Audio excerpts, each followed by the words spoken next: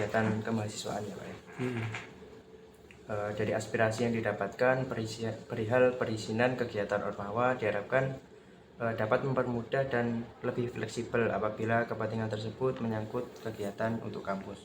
Nah, masalah regulasi dan juga birokrasi di dalam kampus juga dirasa masih cukup membingungkan.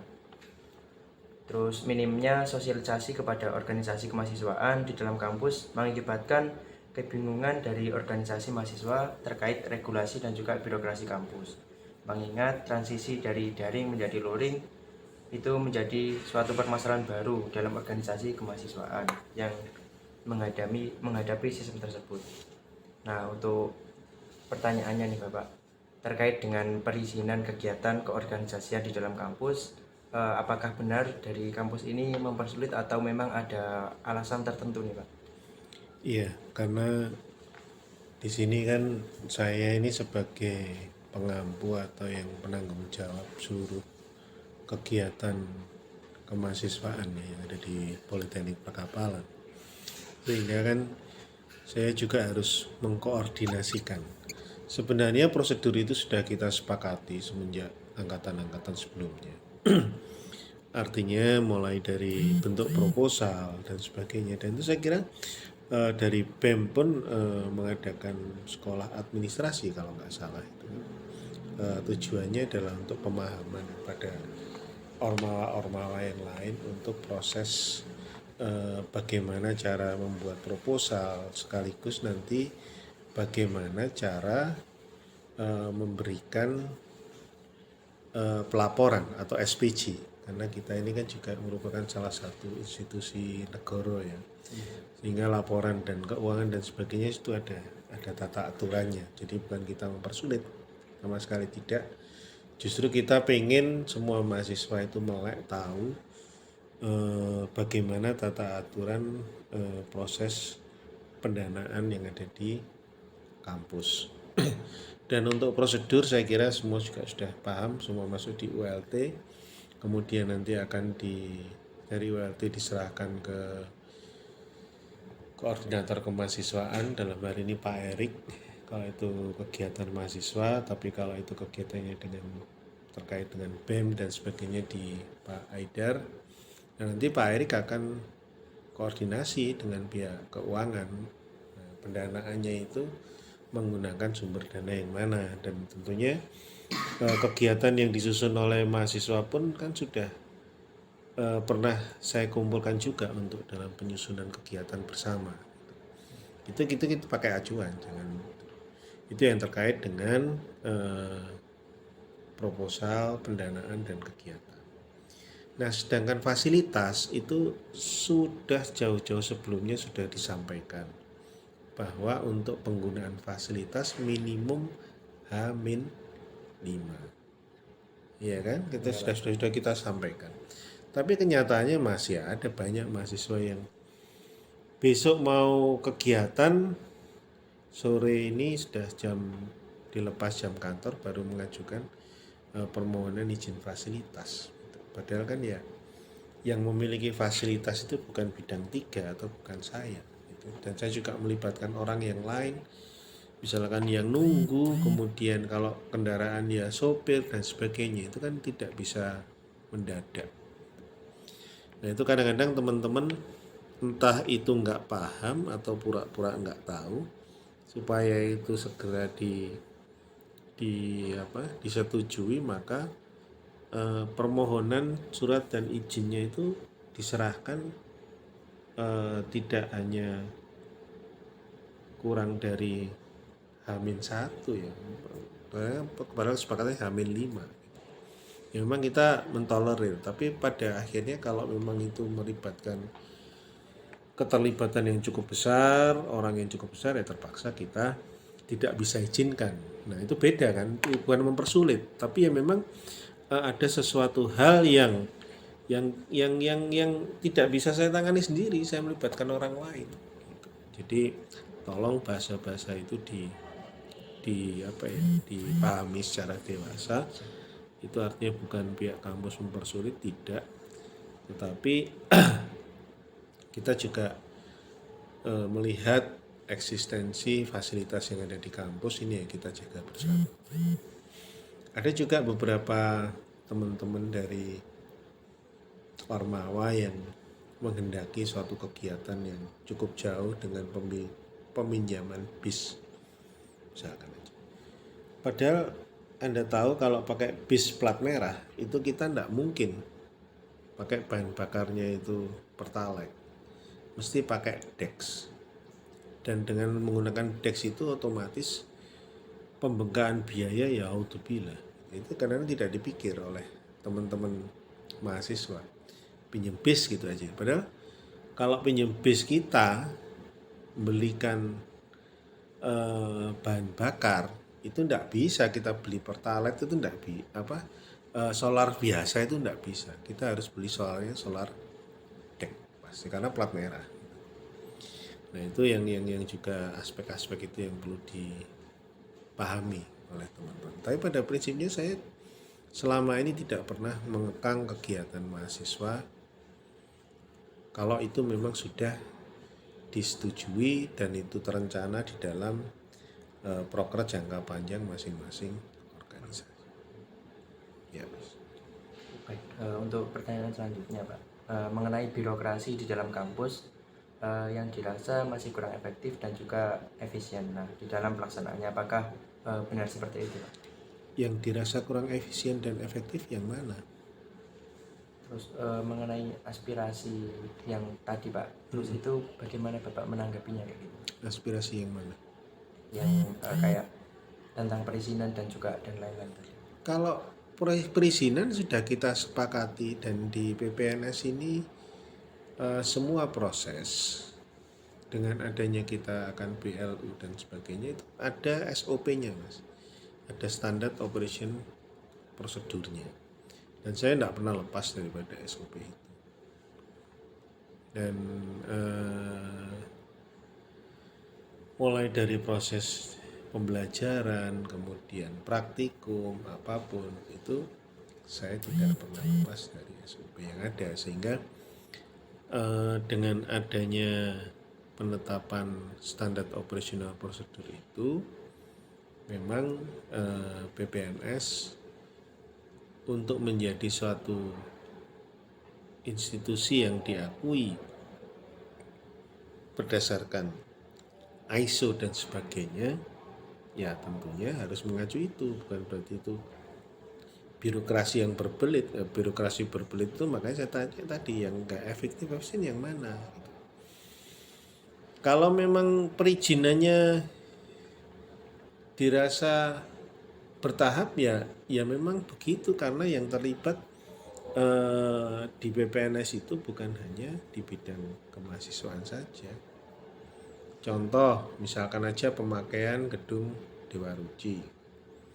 Yang terlibat siapa saja ya, tentunya ada umum, kemudian ada fasilitas, kemudian ada lagi kebersihan, ya. Kemudian ada lagi yang terlibat misalkan aja di situ di live ya, berarti ada tim broadcast dan sebagainya. Nah itu kan ya harus, saya nggak bisa langsung ngedok tim broadcast saya setujui berarti nanti semua, ya enggak kan, saya harus ngomong umum. Orangnya yang membersihkan itu tersedia apa enggak, orang listrik itu harus standby, orang audio yang ngurusi audio juga harus standby kan, itu kan nggak bisa saya tentukan sendiri. Makanya itu bukan, mohon sekarang mahasiswa juga lebih arif dan lebih bisa memahami kondisi situasional yang ada di lapangan gitu. Kalau nggak gitu kita jadi naif, langsung menuduh dengan kalimat-kalimat yang seolah-olah kita menghambat, padahal sama sekali enggak. Seperti itu Pak ya. Terus untuk selanjutnya ini mengenai organisasi kemahasiswaan Pak. Dalam bidang kemahasiswaan terutama organisasi mahasiswa, pandangan Bapak mengenai organisasi kemahasiswaan baru di PPNS, sistem Ormawa kampus menganut sistem pemerintahan negara di mana ada lembaga eksekutif, legislatif dan juga ada yudikatif. Nah, sedangkan di kampus kita itu belum adanya lembaga yudikatif. Lalu perihal dana kemahasiswaan yang disediakan untuk Ormawa yang ada di PPNS itu mungkin lebih jelas karena peraturan terkait dengan pencairan dana kemahasiswaan dari kampus itu sering berubah seperti itu, Pak. Terus terkait transparansi dana, misalkan dana sisa itu dialokasikan ke Ormawa periode selanjutnya atau bagaimana? Untuk pertanyaannya, bagaimana menurut Bapak dalam hal ini, yaitu spesifiknya Ormawa yang sebelumnya dibekukan, yaitu MM atau Mahkamah Mahasiswa. Tolong dipahami dulu. Saya tidak pernah membekukan MM, tapi saya memang belum pernah menyetujui munculnya Mahkamah Mahasiswa. Mengapa? Ya mungkin mahasiswa mengambil asumsi proses organisasi itu harus meniru negara Indonesia. Tapi jangan lupa di sini bahwa PPNS ini adalah salah satu perguruan tinggi milik pemerintah. Berarti ada pejabat yang ditunjuk oleh pemerintah sebagai wakil dari pemerintah untuk bertanggung jawab terhadap institusi ini. Dalam hal ini adalah direktur, ya kan? Iya. Nah, sehingga apa? Semua pertanggungan jawab yang ada di PPNS ini di bawah direktur. Kalau negara Republik Indonesia berbeda. Pertanggungjawabannya di mana? Ya, memang secara undang-undang ada di MPR. Gitu ya. Nah, karena tidak ada puncaknya Kaisar Republik Indonesia, maka dari itu dibagilah menjadi trias politika. Gitu ya. Kalau ada Kaisar Republik Indonesia ya nggak ada trias politika. Ya kan? Yang memutuskan nanti adalah ya Kaisar Republik Indonesia. Nah, itu yang harus dipahami dulu. Sehingga tidak bisa langsung dianalogikan. Saya tidak menyetujui MM itu bukan berarti saya mau egaliter atau mau memaksakan, enggak. Karena apa? Sebagai contoh, ada suatu permasalahan di mahasiswa, misalkan antara aturan terhadap mahasiswa yang dikeluarkan BEM kemudian tidak disetujui oleh masyarakat, diajukanlah dikaji oleh ke MA, kemudian di MA ini diputuskan keputusannya adalah A, gitu ya. Dan yang ngedok itu siapa nanti? MA atau direktur? Kalau direktur dipaksa mengesahkan keputusannya Mahkamah Mahasiswa, itu sudah tidak sesuai dengan tupoksi yang ada. Artinya pimpinan dipaksa untuk memutuskan sesuatu yang dan itu nggak punya kekuatan nantinya. Sehingga padahal pimpinan masih dipercaya oleh pemerintah. Akhirnya keputusan misalkan B, gitu. Apa yang terjadi? Maka akan terjadi dualisme keputusan. Nah, ini akan menjadikan kericuan. Nah, ini yang tidak kita inginkan. Kalaupun ada semacam lembaga MM yang mengkaji, silakan. Tetapi di situ bukan merupakan finalisasi keputusan yang nantinya akan merupakan keputusan final oleh mahasiswa. Itu yang harus perlu diluruskan. Jadi saya bukan berarti membekukan, enggak, tetapi analoginya sudah tidak sama. Dan saya ambil contoh di perguruan tinggi juga tidak ada yang demikian. Maka dari itu saya menganggap bahwa penambahan organisasi ini masih belum diperlukan di PPNS.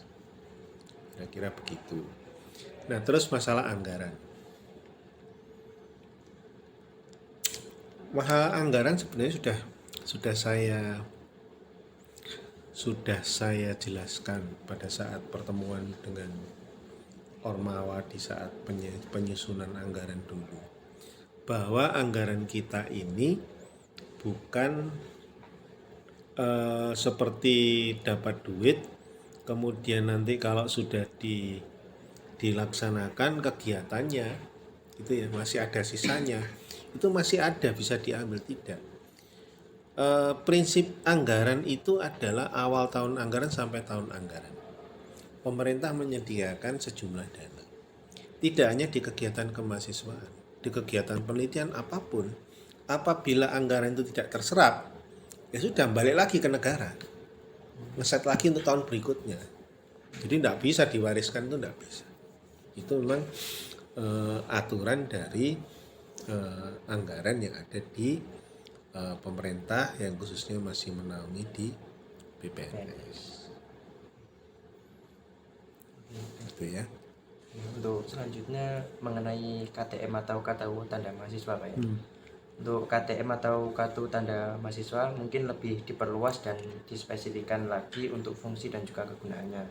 Selain daripada untuk absensi, banyak mahasiswa yang menginginkan untuk KTM ini dipakai untuk keluar masuk kampus. Mengingat untuk keluar masuk kampus ini tersendiri melalui 2 kali pengecekan STNK, di mana hal ini dirasa masih kurang efektif dan juga efisien. Untuk pertanyaannya, apakah terkait perluasan fungsi dari KTM ini dari pihak direksi atau mungkin ada rencana untuk mengadakannya? Lalu apakah dengan KTM ini bisa menjadi solusi dan juga kemudahan bagi mahasiswa? Iya.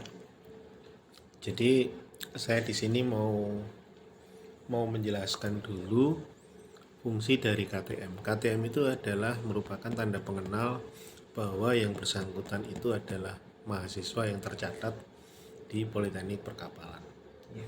Bukan menjadi prasyarat untuk masuk lingkungan maupun keluar lingkungan. Kalau prasyarat masuk lingkungan dan keluar lingkungan itu ada keterkaitan dengan security, keamanan, ya kan? Yang terang, kalau dari security itu hanya memastikan bahwa kendaraan yang masuk itu dan keluar ini STNK-nya adalah sama benar-benar yang dipegang oleh yang bersangkutan. Itu aja.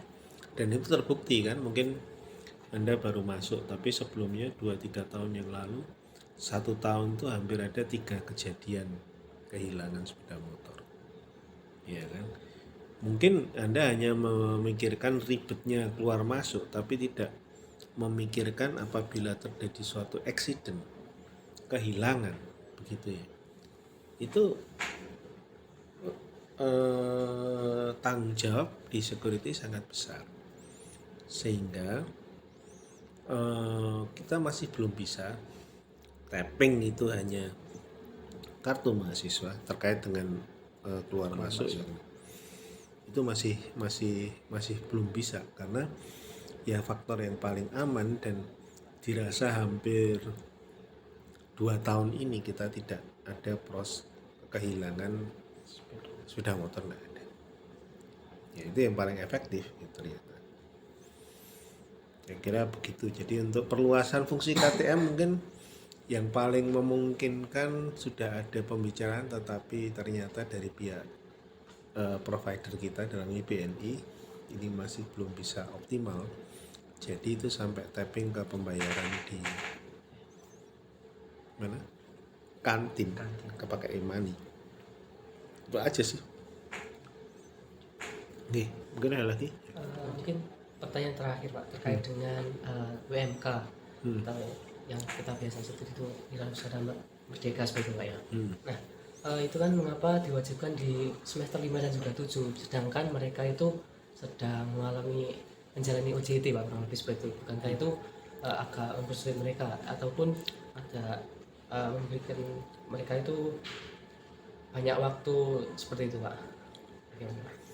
Iya, jadi WMK ini adalah merupakan pilot project yang dikeluarkan oleh pemerintah, dan ada hanya 4 politeknik se-Indonesia yang dipercaya, salah satunya Politeknik Perkapalan, gitu ya. Mengapa awalnya itu diwajibkan? Ya, karena pada saat itu jumlah peminatnya tidak begitu banyak. Gitu ya. Nah, kalau itu dirasa membebani, program BMK ini sudah kita atur sedemikian rupa dengan melibatkan LMS dan pembimbing pada teman-teman mahasiswa yang mengikuti itu. Seharusnya ya kalau itu dia mengetahui manfaatnya, itu justru mencari. Kenapa? Karena dengan adanya program BMK ini dia dibantu, dibina, dibimbing untuk apa? Untuk menjadi pengusaha. Dia menjadi seorang entrepreneur sehingga nanti lulus itu dia tidak hanya nyari kerja, dia sudah punya pekerjaan. Di program itu kita rancang demikian. Tetapi namanya mahasiswa ya justru melihat bahwa berpikirnya terbalik loh, karena saya masih kuliah, BMK diakui 20 SKS, berarti ngapain saya harus kuliah? Nah itu kan berarti bukan berpikir untuk kedepannya, tapi hanya berpikir untuk dirinya sendiri. Nah ini yang sangat saya sesali. Harusnya berpikirnya adalah ini merupakan kesempatan Anda di coach, di training untuk menjadi seorang entrepreneur. Dan yang kita dampingkan nanti ini ya memang orang-orang yang memang sudah berperan di bidangnya ya. Seperti orang yang membuat usaha galangan gapura Nusantara di Madura itu mulai dari nol sampai jalan ya, tentunya kan masa mau ngajari anda ini jadi hal-hal yang sepele gitu ya. Paling tidak kan nanti meskipun toh tidak seperti dia, jalan yang ditempuh untuk mendapatkan usaha semacam itu sudah digambarkan nanti oleh dosen pembimbing. Nah, tentang masalah kesulitan dan sebagainya, saya melihatnya adalah teman-teman ini terlalu kurang membuka zona nyaman. Jadi kita lihat bahwa orang-orang sukses itu tidak ada yang meregangkan zona nyamannya. Pasti ono gak enak gitu ya. Tapi buah itu akan dinikmati di kemudian hari. Sekarang nggak mau nyampe ngambil buahnya, tapi sekarang sudah mempermasalahkan nggak enak dhisik. Lakonono gak enak. Konsultasi dengan mentor, kemudian lakukan, ya kan?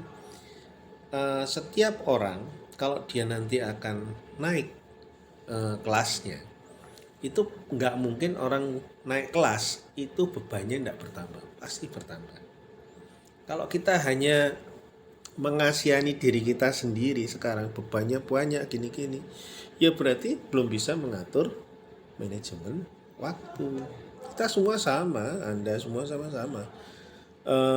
Yang jatah dari sana itu sehari ya 24 jam. Tetapi kenapa ada orang yang bisa menangani beberapa permasalahan sekaligus, bisa involve di perusahaan A, B, C, D meskipun waktunya sama dong. Kenapa? Dia berhasil memanage manajemen waktu dan tidak mengeluh. Kalau ada masalah ya diselesaikan. Justru kita ini akan naik kelas derajatnya kalau kita bisa menjadi problem solver. Jangan problem maker. Itu yang sebenarnya saya ingin tekankan di para mahasiswa. Jangan khawatir, ikut program ini, dan kalaupun ada masalah diskusikan ya, jangan dikasak kusuk sana kemudian dibolak-balik nanti.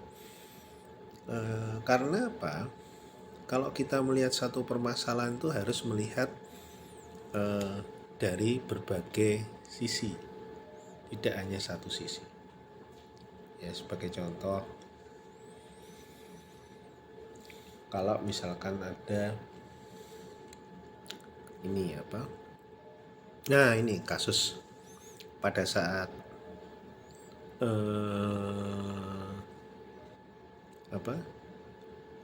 Dirkap kemarin terjadi perkelahian sehingga akhirnya kita mengambil kesimpulan genderangnya yang kita cut. Ya. Dari sisi satunya ya memang nggak enak, nggak meriah gitu, nggak euforia. Tapi dari sisi yang lain, dengan adanya genderang itu jadi tidak terkendali, ada sampai kepalanya pecah. Sama dengan pada saat mau wisuda ini, ada yang meminta arak-arakan, kemudian masih meminta flare, kemudian iring-iringan dengan menggunakan knalpot bro. Memang dari satu sisi kita lihat tuh meriah, seneng ya kan, ono obong-obongan ya, ono main-mainnya kan. Tapi dari satu sisi kita melihat bahwa tamu kita pada saat itu banyak orang-orang dari daerah yang tentunya menang. Kalau kita ada flare ya, kemudian ada yang tersulut terbakar, yang bertanggung jawab siapa? Ya, enggak mungkin langsung ke mahasiswa yang lagi arak-arakan, enggak mungkin, enggak mungkin. Larinya pertama kali ya pasti ke pimpinannya. Kenapa kok diperbolehkan? Knalpot bro. Ya Anda lihat bahwa di wisuda itu arek kecilnya wakai, arek cili-cili wakai. Anda enggak pernah lihat bahwa brong itu berapa dB, kerusakan dari gendang telinganya anak-anak kecil itu juga gimana. Kita hanya memburu satu euforia, kesenangan, tetapi di satu sisinya itu merugikan orang lain ya. Kita enggak boleh. Kita harus kan rahmatan lil alamin, bisa memelihara. Ya araran masih boleh, tetapi masih dalam proses yang wajar. Ya menurut saya kira. Ya mungkin yang terakhir Pak, mungkin dari Bapak ada closing statement buat teman-teman mahasiswa. Saya enjoy dengan teman-teman mahasiswa dan saya bangga dengan teman-teman mahasiswa PPNS yang selama ini walaupun dalam kondisi keterbatasan pandemi, keterbatasan proses ya kan, tetapi masih berprestasi di luar sana. Ya pesan saya tetap berprestasi apapun yang terjadi PPNS ya, mari kita besarkan bersama. Tidak bisa yang besarkannya cuman bidang 3 saja gitu ya. Ya seluruh aspek, dan yang terpenting satu lagi adalah nama besar PPNS juga harus dijaga. Jangan dirusak. Gitu kira-kira. Atau nuwun. Mungkin cukup sekian Pak ya. Yeah. Terima kasih. Mungkin dari perkataan tadi ada kesalahan kami.